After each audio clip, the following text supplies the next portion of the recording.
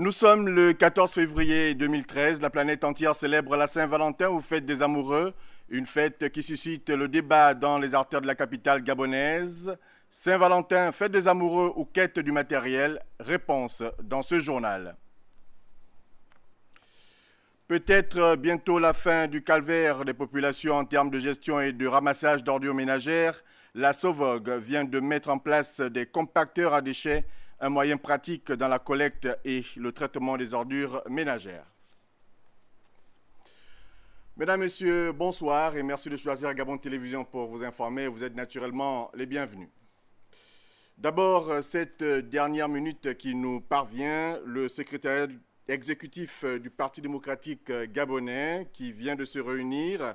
Plusieurs sujets ont été abordés au cours de cette rencontre. L'on peut citer la mise en place de la biométrie dans le processus électoral gabonais, les travaux de la Commission nationale et spéciale sur la CEMAC et aussi l'affaire relative à la saisie des biens de feu président Omar Bongo par la justice française. On écoute sur ce dernier sujet le secrétaire général adjoint du Parti démocratique gabonais, Charles Mvéela. À l'occasion d'une réunion préparatoire de ces activités à venir, le secrétariat exécutif du Parti démocratique gabonais, PDG, a fait un tour d'horizon de l'actualité politique dans notre pays.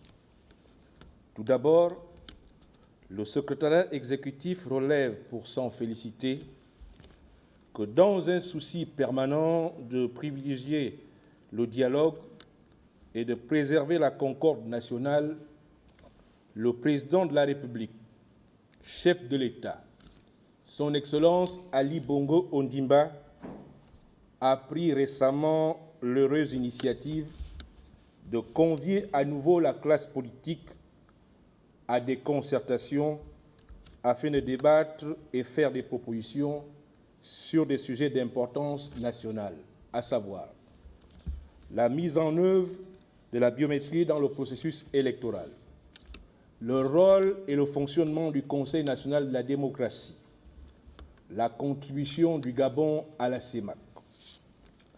Le secrétariat exécutif tient solennellement à appuyer et à soutenir l'initiative du chef de l'État, son Excellence Ali Bongo Ondimba. Dans cette approche participative du dialogue constructif, le Parti démocratique gabonais appelle l'ensemble des acteurs impliqués dans ce processus à faire preuve de patriotisme et à privilégier l'intérêt général.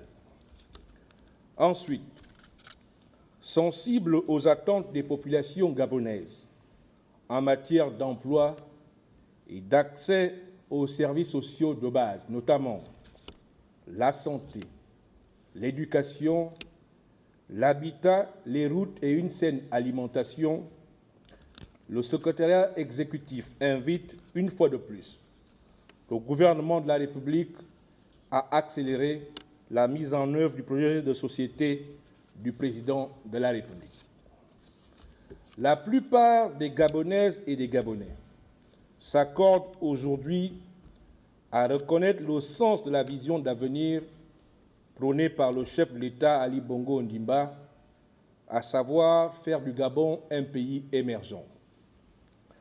Le respect des valeurs fondatrices et primordiales que sont l'union, le travail et la justice sont de plus en plus d'actualité à l'effet de forger le présent et l'avenir de chacun dans une société de partage. Le secrétariat exécutif s'est indigné de l'acharnement orchestré contre la mémoire du président Omar Bongo Ondimba, dont le rôle dans le développement de la coopération franco-africaine ainsi que la contribution au rayonnement de son pays et même de la France n'ont pas été négligeables. Pour des questions d'éthique et de respect des valeurs cardinales de notre société, nous dénonçons les dérapages médiatiques à l'encontre d'un mort dont l'œuvre reste gravé dans les mémoires. Cette énième tentative de bafouer l'image et la mémoire du bâtisseur de l'unité nationale par effet d'entraînement, celle du régime, ne saurait ébranler, encore moins ralentir la détermination du président de la République, chef de l'État Ali Bongo Ondimba, qui s'est résolument engagé à faire du Gabon un pays émergent. Naturellement, les militantes et militants du parti l'encouragent sur cette voie. Nous vous l'annoncions en titre, nous sommes le 14 février 2013 aujourd'hui et partout dans le monde on célèbre la Saint-Valentin, encore appelée la fête des amoureux. Au Gabon, cette fête bat tous les records de réservation dans les hôtels, les restaurants et notamment dans toutes les places qui proposent des services en rapport avec cette fête. Une fête, là aussi, il faut le dire, qui suscite le débat dans les artères de la capitale gabonaise. Saint-Valentin, fête des amoureux ou quête de matériel? La réponse dans ce reportage, ou du moins cette analyse d'Yves Oyono et Jean de Dieu Mambundu. Comme de tradition, les amoureux du monde entier ont fait de la Saint-Valentin une grande date. Constat, le 14 février reste ancré depuis des lustres dans les habitudes des habitants du Gabon. La fête des amoureux, c'est tous les jours.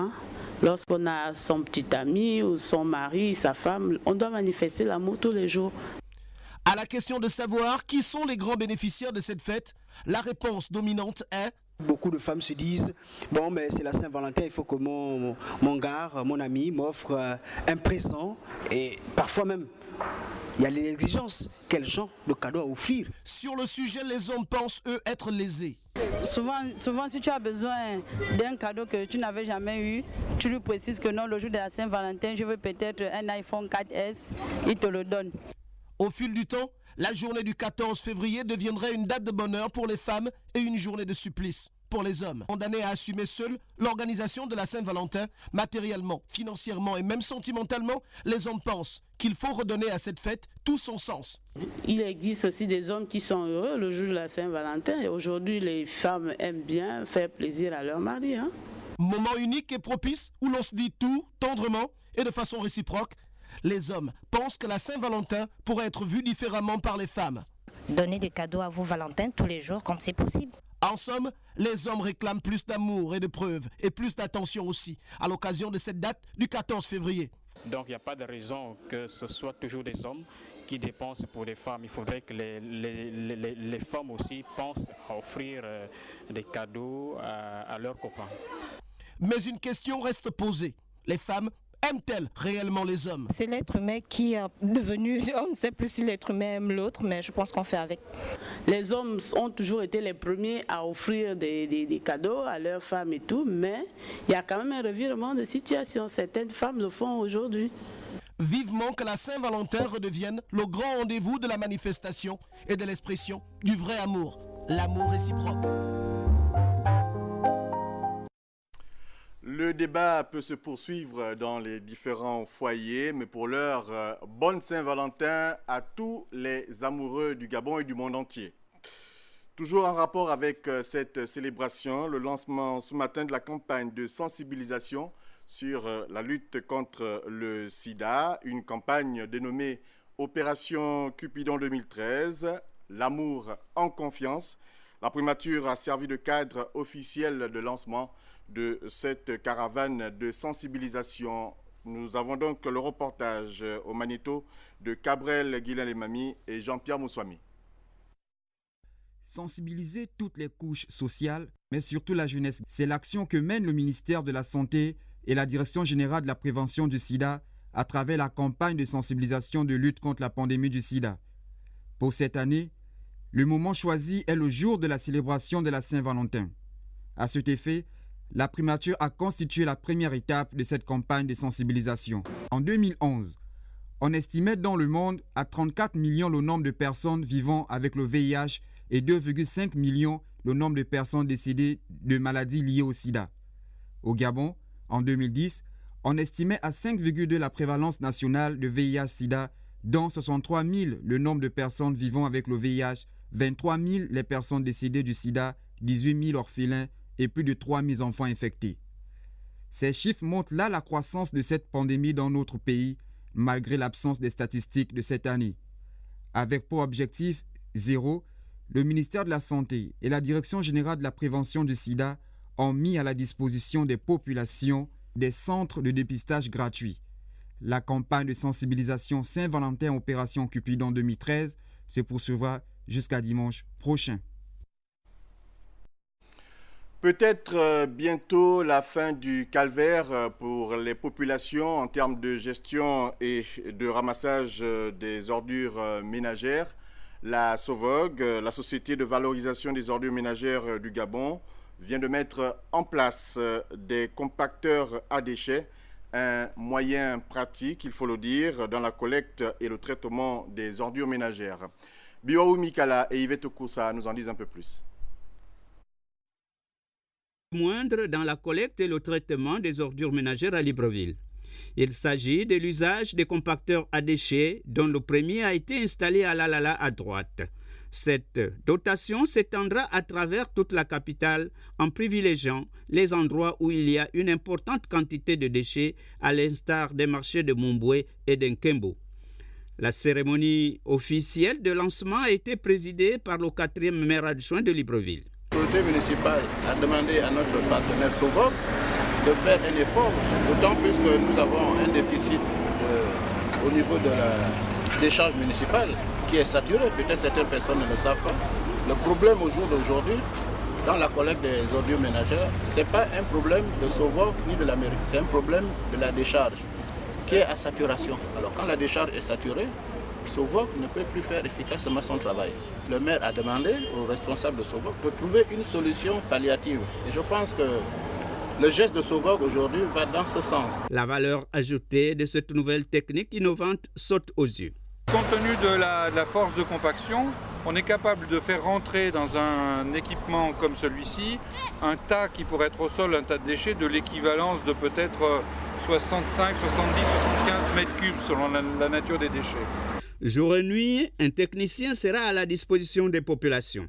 Une occasion propice pour que Libreville redevienne une ville belle, attrayante et sans odeur par le truchement de la compréhension et du civisme des uns et des autres.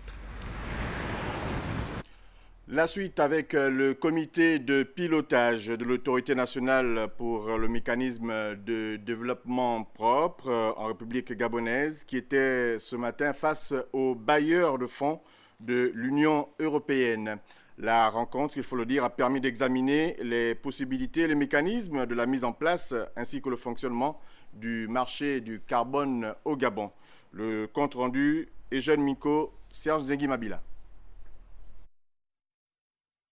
Dans le cadre du 10e FED et sous la présidence du coordonnateur national de la coopération Gabon-Union européenne, Brice Boukabrahim, que les représentants des départements techniques, experts et bailleurs de fonds se sont réunis pour explorer et examiner les modalités de la mise en place et le fonctionnement des marchés du carbone au Gabon.